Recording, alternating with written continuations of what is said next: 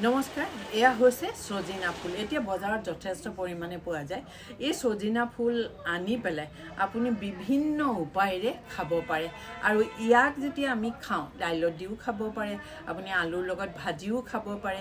ইয়াত vitamin A আৰু C থকাৰ কাৰণে ই আমাৰ মেলানিনসমূহ ৰেগুলেট কৰে, অৰ্থাৎ আমাক বগা কৰাত সহায় কৰে আৰু আমাক ছালত গ্ল' দিয়ে। ভিটামিন এ চি ই থকাৰ কাৰণে ই আমাৰ ছালখন হাইড্ৰেট কৰাৰ উপৰিও বয়সৰ চাপ যথেষ্ট পৰিমাণে কমোৱাত সহায় কৰে আৰু ই আমাৰ লিভাৰ ডিটক্স কৰে। যেতিয়া আমাৰ লিভাৰ পৰিষ্কাৰ হৈ থাকিব, যেতিয়া আমাৰ মেলানিন ৰেগুলেট হ'ব, তেতিয়া আমাৰ ছালৰ পিগমেণ্টেশ্যনসমূহ আনইভেন স্কিন টোন যিবোৰ ক'লা দাগ পৰিছে সেয়া ক্ৰমান্বয়ে কমি গৈ থাকিব।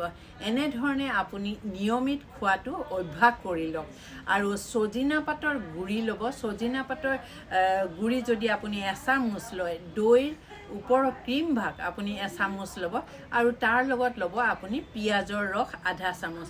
আটাইকেইটা ভালদৰে মিহলাই পেলাই গোটেই মুখখন পৰিষ্কাৰ কৰি আপুনি এই প্ৰলেপটো লগাব। যিসকলৰ পিগমেণ্টেশ্যন আছে, নিয়মিত আপুনি যেতিয়া লগাব, লাহে লাহে দেখিব আপোনাৰ দাগবোৰ ফেড আউট হৈ গৈছে।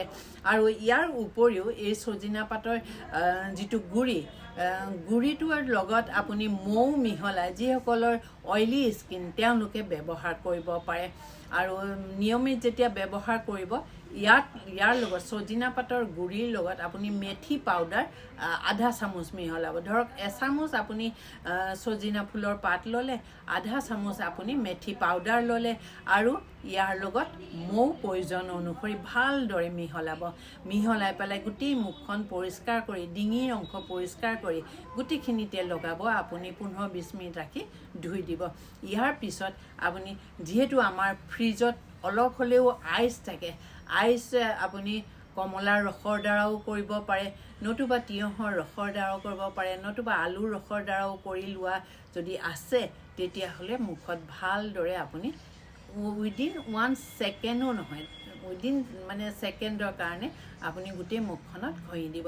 ইয়াৰ ফলত আপোনাৰ যিবোৰ পেকটো লগোৱাৰ কাৰণে আমাৰ প'ৰ্ছসমূহ বহল হৈ গৈছে, সি মিনিমাইজ হৈ যাব আৰু আপোনাক বহুত য়াং লাগিব। কৰি চাওকচোন। ধন্যবাদ।